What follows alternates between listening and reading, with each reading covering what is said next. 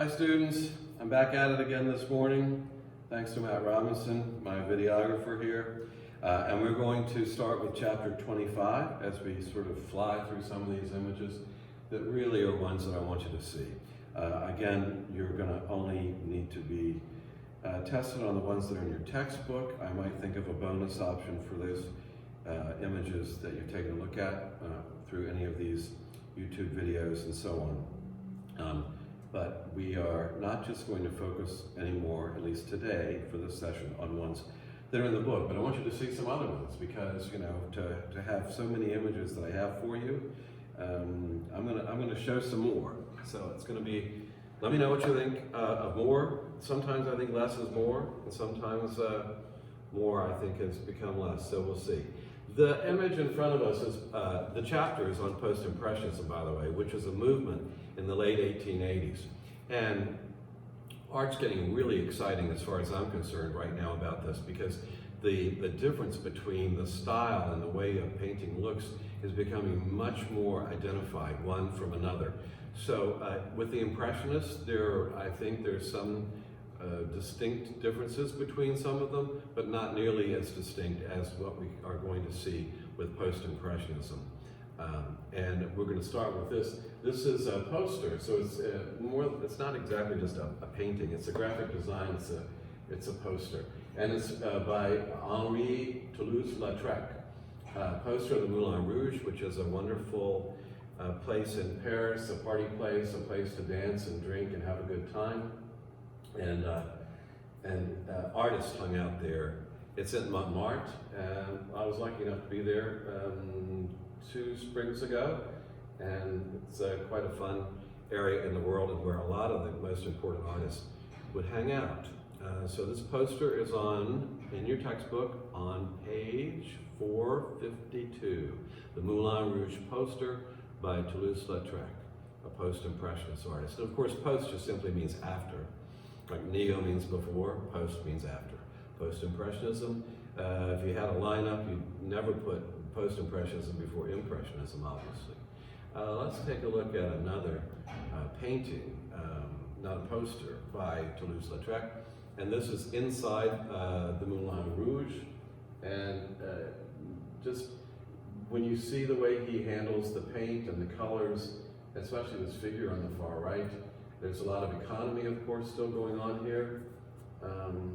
Not so much just dealing with the exterior sunlight and all, with water lilies and so on, but the nightlife of Paris is one of his themes and subjects.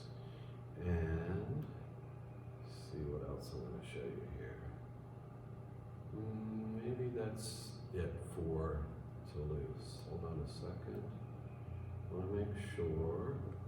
This, by the way, is more like it would be if we were all here together with me. I mean, you saw how that was. Sometimes I have to find something that I know is right here in front of me. This picture is not in your book. But if you look on page 453 in your textbook, you're going to see apples, just a few apples, and a still life. And this is Paul Cezanne, C-E-Z-A-N-N-E. And on page 453, his apples appear. And they're much like, if you know the surface of one Cezanne, you know a Cezanne when you see one. He's not a household word for some reason in today's world, I don't think, with a lot of people that haven't taken art history. But he is incredibly celebrated by artists, and certainly artists in art history. In fact, to the point that Picasso, I would say the most important artist of the last century, said that Cezanne was the father of us all. Now that's quite a compliment coming from somebody like Picasso. And Picasso felt that without Cezanne, we wouldn't have gotten to Cubism, Picasso's style, for part of his life in any event. So this still life, it's kind of interesting. Notice that the post-impressionists are looking at things from different angles simultaneously. Physics was a big part of an exploration scientifically going on at the time, and we were looking at things in a new and different way as far as science is concerned. So you're sort of looking at the top of the picture and the side of the picture and this bulb. Some of those apples will be kind of rolling out of. this plate, they'd be probably rolling off the table. It's something that maybe you don't just notice right away, but after you think about it, you certainly see that that's the case. If you understand the surface that Cezanne is making here, he juxtaposes warm and cool colors next to each other. You notice these oranges and reds and yellows juxtaposed next to blues and greens and so on. In this painting and any Cezanne that I'm aware of. Hard to make one of those bold statements. These are, and I'm not going to linger on some of these. Here's another example. See these? And you can see that similarity in terms of the surface of a Cezanne painting. Now, this painting is very significant. There are several versions of this. This is called The Bathers. And I believe this is the version that happens to be at the Philadelphia Art Museum. It's quite a large painting. And as you can see, we've got a ton of economy going on here. Paul Cezanne has taken everything that we've seen so far and simplified it more and more and more. So we see here, and there is an androgyny about some of these figures, and they're placed in this rather awkward, abstract kind of setting, out of doors. This is another version of that. Same topic, same theme, bathers. This is a self-portrait. Again, notice the shimmering surface of the warm and cool colors juxtaposed against each other. Another self-portrait. Again, you see one of these, you've seen them all, but this was his favorite topic. And that is Mount Saint Victoire, this mountain in the distance. He painted it, I believe, over 60 times. It was his favorite subject to use. And you'll notice the surface is similar to the surface that we saw in the still lifes, as well as the self-portraits. Now, that's just one of, and I have others. It's a little bit on the left, a different composition. He felt that from every single angle it took on new meaning. This one in particular, he also, it was Cezanne that thought that you could break everything down into the cube, the sphere, and the pyramid. And you can see some of those geometric shapes in the landscape here. He also, let me get that Mickey Mouse finger out of there. He also obsessed about the mountain being a breast image, and I think once you see that, it's pretty hard not to see it. This one perhaps more than some of the others that I've just shown you. So I want you to make sure you see the Cezanne Mount Saint Victoire on 454. Next up is this guy. In case you don't recognize him, with his ear showing so much, is Vincent Van Gogh. Certainly one of the most interesting artists in all of art history.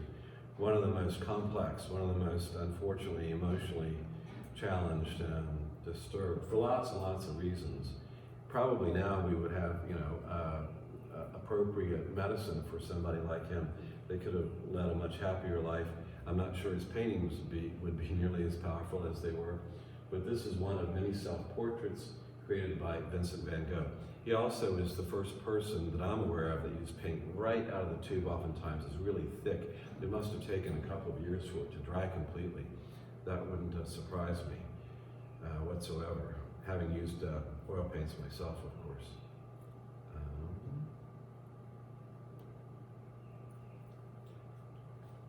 Another self-portrait, and obviously he's painting, which he did a lot. You know, he didn't study formally. He took up art later in his life. I think he was 27 before he painted his first painting, and primarily self-taught, inspired by others, however. And there are all sorts of theories about, how he broke up colors and that sort of thing. unfortunately, he became addicted to turpentine and was affected by the lead in his paint. He would hold brushes in his mouth. He really did great harm to himself, unknowingly, I'm assuming, although he, a lot of these artists, there's a liquid called absinthe. If you've never had it, I don't recommend it. It's pretty nasty, which suggests that I've had it. But it does bad things. I mean, it's really intense, and I think and previously it was even worse in terms of how it would affect the brain. So trust me, you don't want to go there with that. We also know that in a fit of deep depression and rage, based on his friendship with another one of these post-impressionists, Paul Gauguin, we'll see his images in a moment, that in a fit of this rage, he took a razor and cut a pretty sizable piece off of his ear, and almost died from blood loss as a result of that, but in fact did not ultimately, fortunately. He's also known for the fact that try as he might to be a successful artist, it didn't happen. He only sold one painting in his entire life, and not for much money. It's also quite interesting and ironic, depending on where he is now, and depending on what your beliefs are, for him to understand that his paintings have sold for more paintings than any other artist has ever sold a painting. So sometimes the zeitgeist takes a while to catch up, and certainly that's the case with this guy. One of the less popular paintings by him is these shoes, but I love the fact, I love this painting, I love the fact that he took something as simple as these shoes and made something really powerful out of them. So often I hear students say, I don't know what to paint, I don't have anything to paint, I don't have anything, what can I draw? And of course we have wonderful stuff all around us, you just have to figure out how to interpret it to make it meaningful. These shoes, I believe, are meaningful. This was in your book. Look at 4, 5, 6. It's there, I think, on 4, 5, 6, but actually it looks like I forgot to actually make note of that page.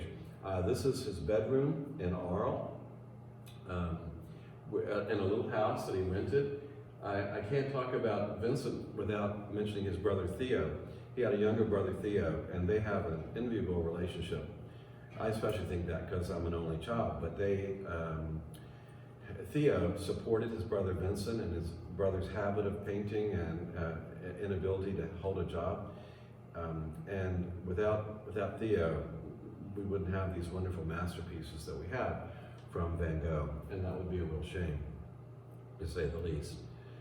This is called the Sower, and you can actually, I think, see the texture on the surface of this one in this image. This is one of his doctors. He actually was being treated with some digitalis and some drugs, chemicals that probably weren't the best thing for him. The next image is the Night Cafe. It's a popular image. Tons of economy, certainly, to say the least. And of course, this is a church near a mental hospital where he was, where he lived for some length of time. And next we have his ultimate. Why does it do this? Sorry, people. This is what I want to do. Come on. There it is. This is certainly his masterpiece. I think, it's probably almost as famous as the Mona Lisa, much more stimulating in so many ways. But Vincent Van Gogh's The Starry Night. It's a very spiritual painting, to say the least. The mood is very striking. Remember, how can you remember something you might not know? Vincent wanted to be a preacher. His father was a hellsent and brimstone preacher, and Vincent wanted to do that. And unfortunately, his father was cruel to him and not accepting of him, and ultimately he wasn't allowed to do what he wanted to do. So it's probably no accident that the church is in this picture and very far away, because Vincent, had been rejected from that. It's also a symbol of death that these cypress trees are here. They point up to the heavens, And I think that's what this painting is likely to be much about. It's kind of like Herb Reaver. That's what I thought at first.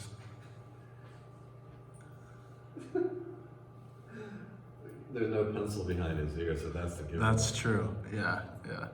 Okay, so are we back now? We're back. Whenever you're ready. We had a little glitchy thing, technology-wise. Sorry about that. I'm showing this not because it looks like a friend of mine's head from the back, but so that you get a sense of proportion. That's something that I don't talk about a whole lot, but I frequently try to mention how large something is, because I think that's a really important part that gets underscored by a lot of art history classes.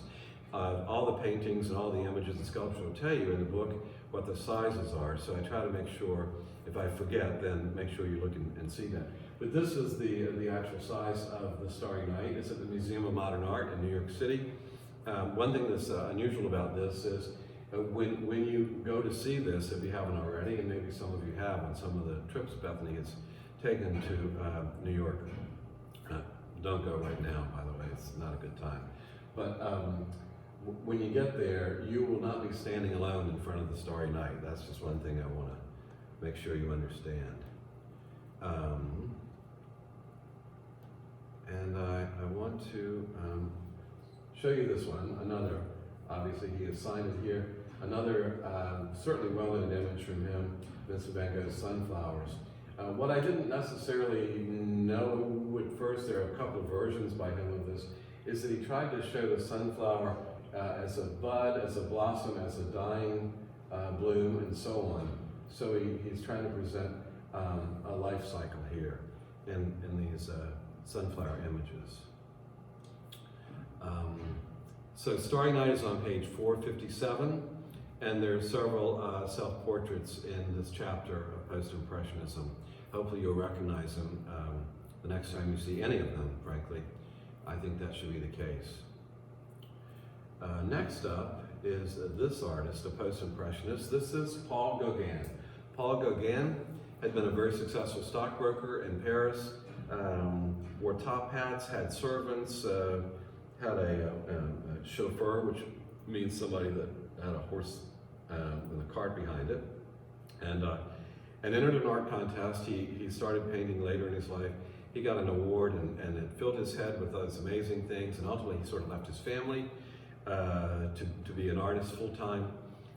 Met with moderate success, perhaps a little more successful than Vincent Van Gogh, thanks to Vincent's brother Theo, who was quite an art dealer, more successful for Gauguin than he was for his brother, for what other sad reason, we're not sure. Anyway, this is a self-portrait. Now, it was Gauguin that lived briefly with Vincent Van Gogh. It was a deal made by Theo, trying to help out his brother and also Gauguin. It was a bad mix, a bad marriage. Here's another self-portrait of Gauguin.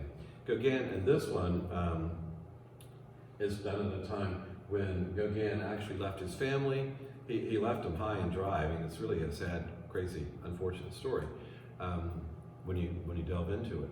But he went to Tahiti, where he lived there, and he had an entirely different, wild and crazy lifestyle where he painted like mad. Here's a self-portrait with a little bit of one of his most famous images in the background there, the Yellow Christ. Let's see, which is in your book. Check out page 458 for a self-portrait and also his Yellow Christ. This is an interesting image. Yeah, I was afraid you couldn't see all of it. When they were living together briefly, they painted portraits of each other. And this is Gauguin's portrait of Vincent painting some sunflowers. So I show that for interest. And let me see. All right. Okay. Well, I think I've shown you. Well, here's a proof that he was in Tahiti, certainly, and another one from Art Fundamentals. Those of you that have taken this that course with me have seen this image. I mention this because it's really interesting. We have warm colors in the background, and the yellow, greens, and yellows, whatever. Of course, warm color up here. But notice how warm colors advance and cool colors recede. So there's an interesting back and forth when you take a look at this painting and you think of it in its composition and how it's formed. Sometimes I think we need to know about that stuff, and maybe sometimes it's too much information. I'll end with Gauguin and the Yellow Cross. Just a couple of images I'm going to share from chapter 26 in the textbook, early 20th century, involving Fauvism and Expressionism. The Fauves, a French word for wild beasts, by the way, were a close-knit group, and Matisse was one of those. And I probably needed to start with this one as an example. It's not in your textbook, that's probably why I didn't. This is called The Joy of Life, and it clearly, and is it, oh good, up here it's got some text across it. It clearly identifies what Fauvism is: wild colors, wild compositions, things that are really challenging, certainly were in the context of art history when these artists were painting this and it was being shown. It was just a few people that caught on to this, people like Gertrude Stein and her brother, Americans, by the way, that caught on to this, that were buying these works, helping to support these artists, ended up having one of the most valuable collections probably in all of art history, because they just had this futuristic sort of taste, and so therefore we can thank Gertrude and his name escapes me. Sorry, Mr. Stein. Somebody Stein. Sorry. Oh well, never mind. You're not going to send him a Christmas card anyway, so I guess when it comes to me, I'll blurt it out. I want to show you this one by Matisse, it was a Fauve, and this one by Matisse, and this one is actually in your book, an iconic image by Matisse, and it's called The Dance, for obvious reasons. And it was Matisse that was the primary competitor for attention with an artist whose name happened to be Pablo Picasso. We were going to see more about him in the next chapter.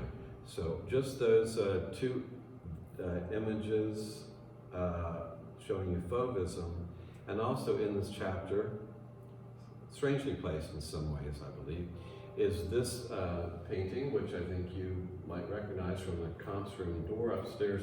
This is Munch's The Scream. And obviously Expressionism is very intense, psychologically disturbing kind of imagery. And the strong diagonal taking us back to these two ominous figures walking toward him. It's interesting. It's also one of multiple versions he did of this painting. And in fact, I think it was this one, but I'm not totally sure. One of them was stolen a couple of years ago off the wall of a museum in Oslo, Norway, which is where it was on display. It was painted on cardboard, and these two people dressed as, as if they worked there, came in, took it off the wall, went outside of the museum, kicked it out of the frame that it was in. They found the frame on the ground and the painting was missing. I think it took over 2 years for it to be recovered, and it had been kind of assumed that when they did find it, it would be totally ruined and destroyed. But in fact, fortunately, it was not. So I believe that if there's a poster that says this is what Expressionism looks like, then it would be this particular image. It's been parodied a lot, and for good reason. I've done it myself. Some students here have done it. A parody, remember, is taking a masterpiece that you've seen and doing something to it that gives it a different kind of meaning than the one it. All right, here's some more. Chapter 27, Cubism, Futurism, and so on. This is a photograph of perhaps one of the most important artists in all of art history. That's, of course, an opinion. It's subjective. I get that. Don't forget the difference between subjective and objective, by the way, students. I keep trying for that. Pablo Picasso. He had so many different styles. He kept changing how we define art, what it looks like, and so on. When he started his art, and probably the most significant difference he created was with a style called Cubism. Now, this may or may not be a painting by Picasso, because he had a partner, George Brok, B-R-A-Q-U-E, and they painted together, they shared a studio together, and it used to bother me. I thought, well, what kind of an expert do you have to be to know a Brok from a Picasso? Until I learned, reading one of their biographies, well, I don't think Brok has a biography, but I know Picasso, I've read a couple. They used to get into arguments about who painted that. Like, I painted that. No, you didn't. I painted that. And I thought, when I found that out, I thought, that's really funny. I mean, you know, I can't imagine painting so much like someone or painting so much with somebody that I'd confuse that my stuff is not your stuff. But anyway, this is a typical analytical cubistic painting. We see an instrument, a violin in this case, broken up, fractured, and so on. An interesting surface on the paintings, and so I think it's Picasso, but I'm not going to put any money on it. I know, however, that this is Brok, and the reason I know that it's Brok is because it's written here on the screen, so I don't have any challenge with that. But imagine all of a sudden seeing this. I mean, I'm showing this art chronologically as people were understanding it and seeing it and being exposed to it, and it's getting wilder and wilder along the way. So that's kind of how art is and was, and certainly in many ways still is. I want to show you this shot here. This is a childhood picture of Picasso. He was doted on by his mother and sister and women in the house, and he was known for having these intense eyes that almost could hypnotize people. And he later used that in relationships, and he was just he was like a wild animal in that regard. This is Francois Durand, just one of his mistresses, one of who became the mother of one of his children. This is, and you can see it. Is that in the screen? Anyway, there. Guernica is perhaps his most important painting of all time, and it is enormous. It was in New York City for a while at the Metropolitan Museum. That's where I first saw it, and then it was, and I mentioned some of this before, so some of this might sound a little redundant, but since we're studying here, I guess there's nothing wrong with that. I think I have actually, let me show you this one first, because I think this is fun. As he started, this is the drawing of it. Guernica was a little town that had been bombed to death, basically, during the war in Spain. And Picasso's response to it is one of the most powerful paintings dealing with the horrors of war. And this is an early state as he was painting it. So rarely have I seen images that show the progression of a masterpiece as it was being created. So this is, I think, pretty exciting stuff. It is for me to look at. I hope it is for you. And this is when it's mostly completed. And why do I do that each time? Anyway, okay. I think I've probably spoken enough about that. Back to Cubism, and this I also know is a Brok painting, and they actually used text, used stencils to create text and so on. This is this in your book? Let me see. I don't think so, but you'll see analytical cubist paintings in this chapter in your textbook. And you'll see Guernica. Guernica's on page 484, folks. This, or something very similar, is on page 480, an analytical cubist piece. Titles are not real significant in this group. I mean, they certainly matter. This is on page 491 in your book. It's a sculpture. It's called Bird in Space.